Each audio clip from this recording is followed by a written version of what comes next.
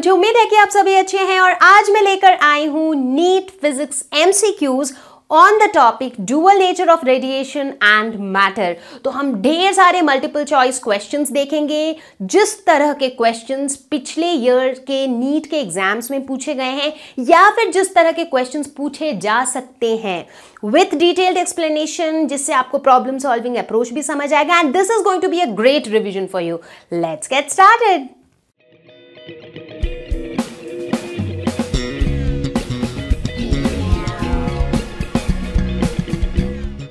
Question number 8. Monochromatic radiation emitted when electron state on hydrogen atom jumps from first excited state to the ground state irradiates a photosensitive material. The stopping potential is measured to be 3.57 volts.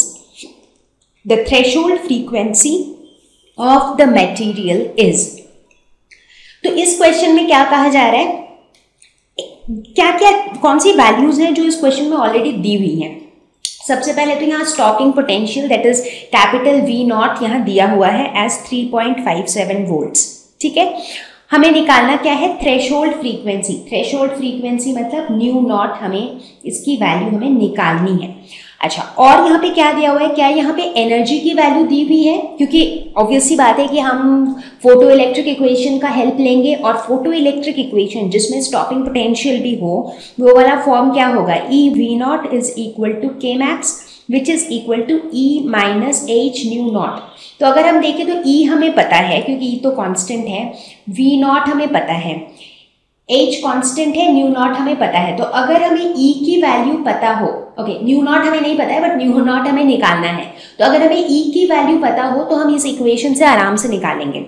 लेकिन ये E की value क्या question में दी हुई है, question में directly नहीं दिया हुआ है बट इनडायरेक्टली दिया हुआ है, क्योंकि क्वेश्चन में ये कहा जा रहा है कि जो इलेक्ट्रॉन स्टेट है हाइड्रोजन एटम का jumps from first excited state to ground state. तो जब कभी भी हमें क्या पता है कि एनर्जी जो होगी यहाँ पे वो क्या होगी, energy at the ground state minus energy at the first excited state minus energy at the ground state.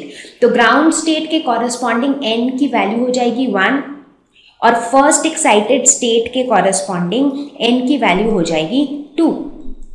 Right, अब हमें क्या पता है, हमें ये ऑलरेडी पता है कि energy at any nth energy level is equal to minus 13.6 by n square electron volt. So इतनी होती है एनर्जी की वैल्यू किसी भी nth एनर्जी लेवल पे।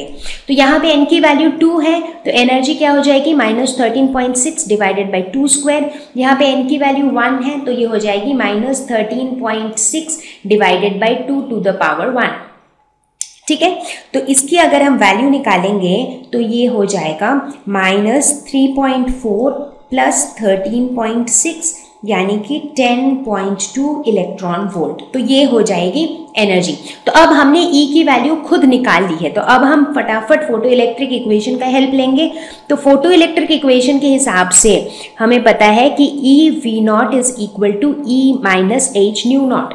तो न्यू नॉट क्या हो जाएगा, न्यू नॉट हो जाएगा E minus E V naught divided by H। तो अब हम इसमें वैल्यूज डालते हैं। E की वैल्यू है 10.2 इलेक्ट्रॉन वोल्ट। ठीक है, और E V नॉट क्या हो जाएगा, इसमें E को अभी हम E ही रख देते हैं और V की वैल्यू है 3.57 इलेक्ट्रॉन वोल्ट। ठीक है, दिस डिवाइडेड बाई H की वैल्यू है 6.6 into 10 to the power minus 34। तो इसकी वैल्यू निकालेंगे तो ये हो जाएगा 6.63 into 1.6 into 10 to the power minus 19 जो कि E की वैल्यू है, divided by 6.6 into 10 to the power minus 34। ये कैंसिल हो जाएगा तो इसकी वैल्यू होगी 1.6 into 10 to the power 15 hertz. तो ये हो जाएगा मटेरियल का थ्रेशोल्ड फ्रीक्वेंसी।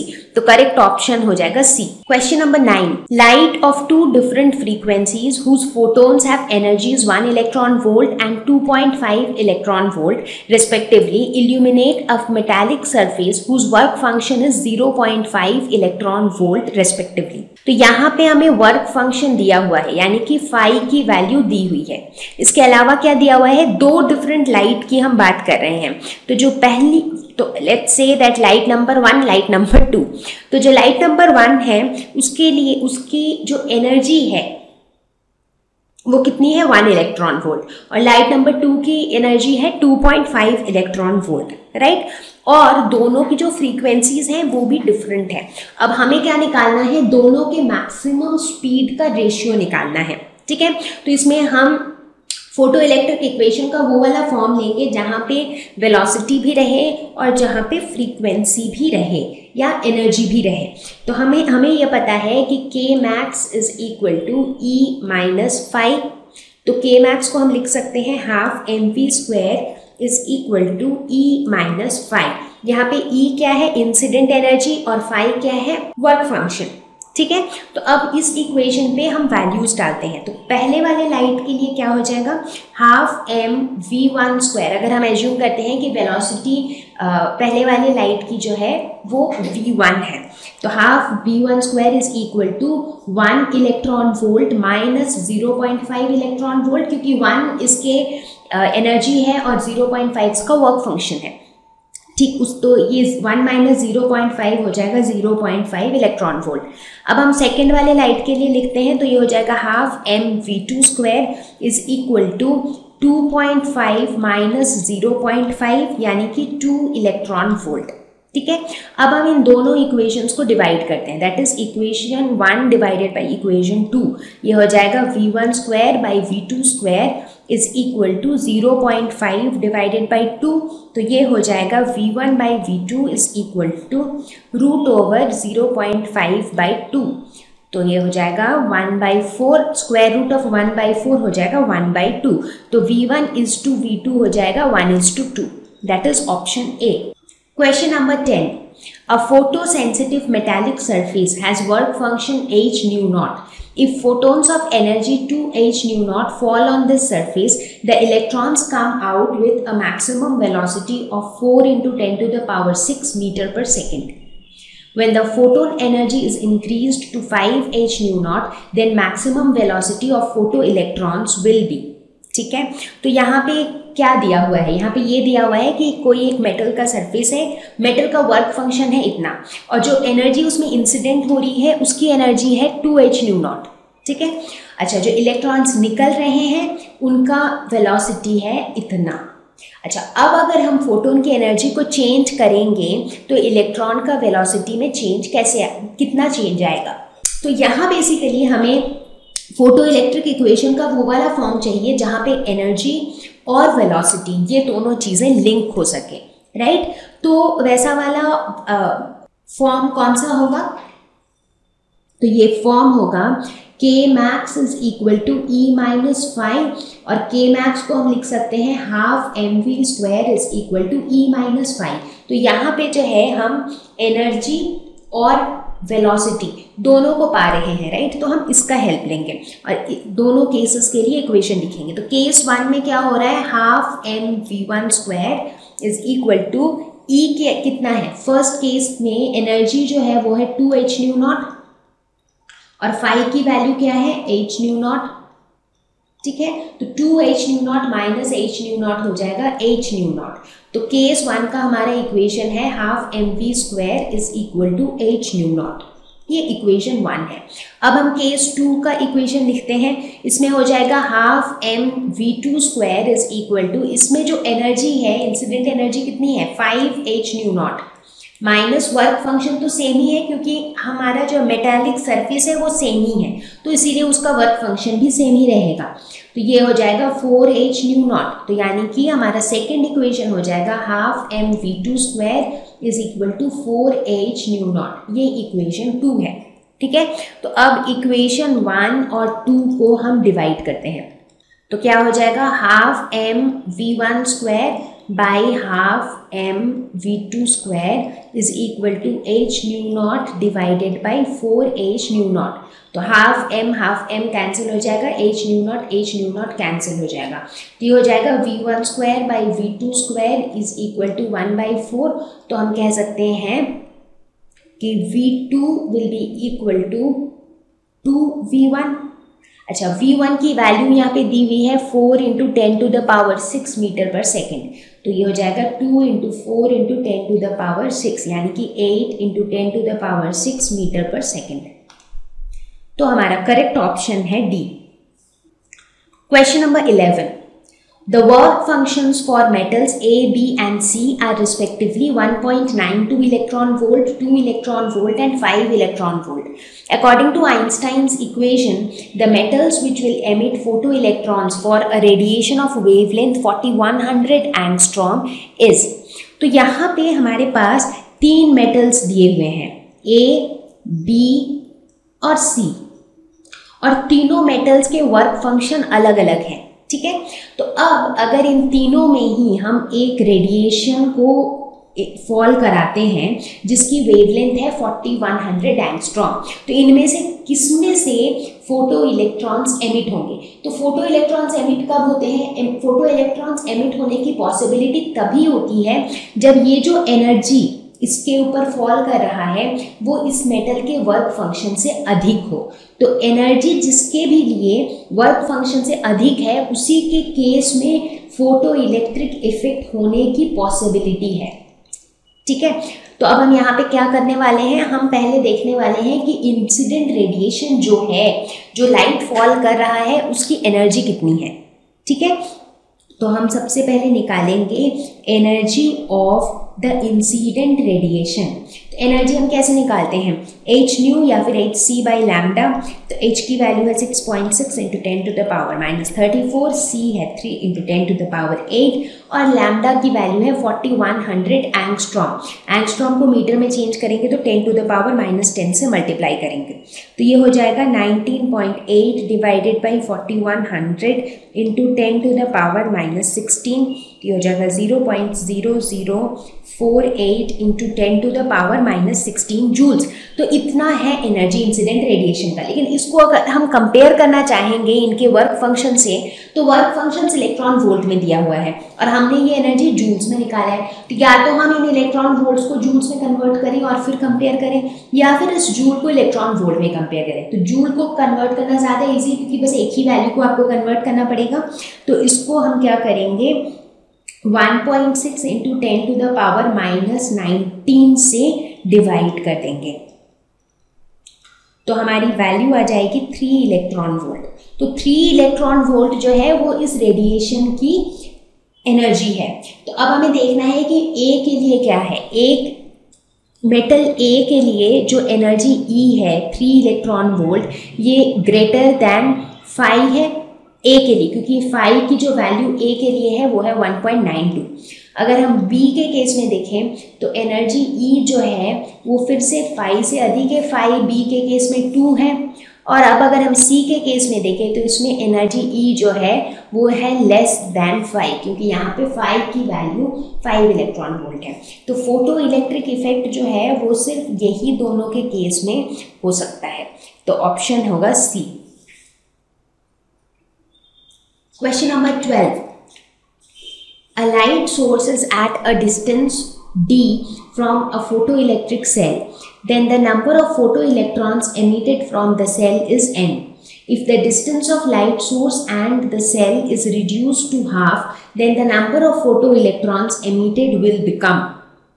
अच्छा ठीक है, तो इस केस में क्या है कि डिस्टेंस दिया हुआ है लाइट सोर्स और, अब इस केस में हमें ये देखना है कि लाइट सोर्स का जो डिस्टेंस है वो सेल से अगर चेंज होता है तो उससे किस चीज़ पे इम्पैक्ट है। तो जैसे जैसे लाइट सोर्स और सेल के बीच का डिस्टेंस बढ़ता जाएगा वैसे वैसे जो लाइट की इंटेंसिटी है वो कम होती जाएगी, राइट। क्योंकि जितना लाइट सोर्स दूर चला जाएगा उतना कम इंटेंसिटी का लाइट मिल पाएगा, राइट। तो इसका ये मतलब हुआ कि जो इंटेंसिटी है वो इनवर्सली प्रोपोर्शनल है डिस्टेंस के, नॉट ओनली डिस्टेंस स्क्वायर के, और वो वैरी करता है विद स्क्वायर ऑफ डिस्टेंस, ठीक है। तो इस केस में क्या हो जाएगा, हमारे पास 2 केसेस हैं, राइट। पहले केस में क्या है कि जो डिस्टेंस है वो d है, दूसरे केस में डिस्टेंस को हमने रिड्यूस कर दिया है टू हाफ। तो केस 1 में डिस्टेंस d है और केस 2 में डिस्टेंस d/2 है, ठीक है। तो हम एज्यूम करते हैं कि केस 1 में इंटेंसिटी I1 है और केस 2 में इंटेंसिटी I2 है। तो I1 बाई I2 जो है वो इक्वल टू हो जाएगा d2 square by d1 square, ठीक है। अच्छा, अब d2 क्या है, d2 d बाई 2 है और d1 d है, ठीक है। तो इसकी अगर हम निकालें वैल्यू तो ये हो जाएगा d square by 4 into 1 by D square. तो I1 बाई I2 हो जाएगा 1 बाई 4, यानी कि I2 जो है वो 4 टाइम्स I1 हो जाएगा। तो मतलब जैसे ही हम डिस्टेंस को हाफ कर देंगे तो इंटेंसिटी 4 टाइम्स हो जाएगा, ठीक है। अच्छा, इंटेंसिटी बढ़ने और घटने के साथ फोटो इलेक्ट्रॉन्स का क्या लिंक है? इंटेंसिटी जितनी ज़्यादा होगी उतना ज़्यादा फोटो इलेक्ट्रॉन्स है, राइट। बेसिकली इंटेंसिटी क्या है, मतलब ज़्यादा फोटो इलेक्ट्रॉन्स निकल रहा है, ज़्यादा करंट है तो ज़्यादा इंटेंसिटी है, करेक्ट। तो इंटेंसिटी 4 गुना हो जाएगा, मतलब जो number of photo electrons emitted है वो भी 4 गुना हो जाएगा। Question number 13, in a photoemissive cell with exciting wavelength lambda, the fastest electron has speed v. If the exciting wavelength is changed to 3 lambda by 4, the speed of the fastest electron will be. तो इस case में जो relation है हमें निकालना है किसके बीच में, speed of the fastest electron यानी कि वेलोसिटी और wavelength of the incident radiation. तो यूज तो हम यहाँ पे भी फोटो इलेक्ट्रिक इक्वेशन की ही करेंगे, बट उस इक्वेशन की उस फॉर्म की करेंगे जिसमें v भी हो और लैम्डा भी हो। तो हमें पता है कि k max is equal to e minus 5, तो k max को हम लिख सकते हैं हाफ mv स्क्वायर, तो वेलोसिटी आ गया हमारा, और एनर्जी को हम लिख सकते हैं hc बाई लैम्डा माइनस 5। तो अब इस इक्वेशन को अगर आप देखें, इसमें वेलोसिटी भी है और इसमें वेवलेंथ भी है, ठीक है। तो अब हम क्या करेंगे, हम दोनों केस के इक्वेशन को लिखेंगे। तो फर्स्ट केस में क्या हो रहा है, half M v1 square is equal to hc by lambda minus 5, ये हमारा केस 1 है। और केस 2 में क्या हो रहा है कि जो एक्साइटिंग वेवलेंथ है, मतलब जो लैम्डा है वो 3 लैम्डा बाई 4 हो गया है। तो सेकेंड केस में हो जाएगा half M v2 square is equal to hc divided by 3 lambda by 4 minus 5। अब इस केस में हमें v1 और v2 के बीच में रिलेशन निकालना है, और रिलेशन इस तरह से निकालना है कि ताकि हमें ये पता चले कि कौन बड़ा है कौन छोटा है या आपस में क्या रिलेशन है, राइट। तो उसके लिए हम क्या करेंगे, हम v2 को v1 के फॉर्म में लिखने की कोशिश करेंगे। तो यहाँ पे इसको हम थोड़ा और सिंप्लीफाई करते हैं, तो ये हो जाएगा 4hc बाई 3 लैम्डा माइनस 5। अच्छा, इसको हम क्या लिख सकते हैं, 4 बाई 3 कॉमन ले लेते हैं, तो ये हो जाएगा hc by lambda minus 3 by 4 5। तो इसको हम फर्दर क्या लिख सकते हैं, अच्छा अब hc बाई लैम्डा जैसे ही यहाँ पे आ गया है, इसको हम इस पहले वाली इक्वेशन से भी लिख सकते हैं। तो फर्स्ट इक्वेशन में हम देखते हैं कि hc by lambda is equal to half M v1 square plus 5, ठीक है। तो हम वैसा ही लिखेंगे, 4 बाई 3 hc बाई लैम्डा की जगह हम लिखेंगे half M v1 square plus 5 minus 3 by 4 5, ठीक है। तो अब प्लस 5 माइनस 3 बाई 4 5, इसको अगर हम सॉल्व करें तो इसकी वैल्यू आ जाएगी 1 बाई 4 5, ठीक है। तो हमें क्या मिल रहा है अभी तक, 1 by 2 half M v2 square is equal to 4 by 3 half M v1 square plus 5 by 4, ठीक है। अब अगर हम सिर्फ v2 square is equal to कितना है वो निकालना चाहें, तो हाफ m को हम क्या करेंगे, ऐसे लिख सकते हैं, half m v2 square is equal to 4 by 3 into half m, यहाँ से हाफ m भी कॉमन निकाल लिया, तो ये हो गया v2 square plus 2 by m into 5 by 4। तो अब हाफ m दोनों साइड से कैंसिल हो जाएगा, तो ये हो जाएगा v2 square is equal to 4 by 3 v1 square plus 5 by 2m। तो ये हो जाएगा हमारा फाइनल रिलेशन। अब इस रिलेशन को देख के हमें एनालाइज करना है v2 स्क्वायर और v1 स्क्वायर के बीच का रिलेशन। तो इससे हमें साफ पता चल रहा है कि जो v2 स्क्वायर की वैल्यू है उसको पाने के लिए हमें v1 स्क्वायर की वैल्यू पे कुछ और ऐड करना पड़ेगा, राइट। तो इसका ये मतलब हुआ कि यहाँ पे हम v की बात कर रहे हैं, राइट। तो अगर हम v की बात करेंगे तो ऑब्वियसली इधर ये वाला राइट हैंड साइड पे जो कुछ भी है इसके ऊपर टू द पावर 1/2 लग जाएगा, वो काफ़ी ऑब्वियस सी बात है, राइट। तो उस केस में हम ये कह सकते हैं कि जो लास्ट ऑप्शन है कि V2 जो है it is greater than V√4/3। तो इसका मतलब है जो, क्योंकि यहाँ पे हमको दिख रहा है कि जो V2 स्क्वायर है वो 4/3 V1 स्क्वायर से बड़ा है, राइट। क्योंकि 4/3 V1 स्क्वायर पे हम कुछ और ऐड करते हैं तब जाके हमें V2 स्क्वायर मिलता है। तो यानी कि हमारा कंक्लूजन ये है कि V2 square is greater than V1 square into 4/3। अब अगर हम दोनों तरफ स्क्वायर रूट कर लेंगे तो हो जाएगा V2 is greater than V1√4/3, और हमारा यहाँ पे यही रिलेशन दिया गया है ऑप्शन डी में। तो ऑप्शन डी हमारा करेक्ट ऑप्शन है। मुझे उम्मीद है कि आपको ये वीडियो पसंद आया होगा। अगर आपके पास किसी भी तरह का फीडबैक या सजेशन हो तो आप हमें कमेंट सेक्शन में लिख के बताएं। अगर आपको वीडियो सच में बहुत पसंद आया है तो आप अपने दोस्तों के साथ जरूर शेयर करें। मैं आपको जल्दी ही मिलूंगी एक नए वीडियो के साथ, एक नए टॉपिक के साथ। Till then take care, bye bye.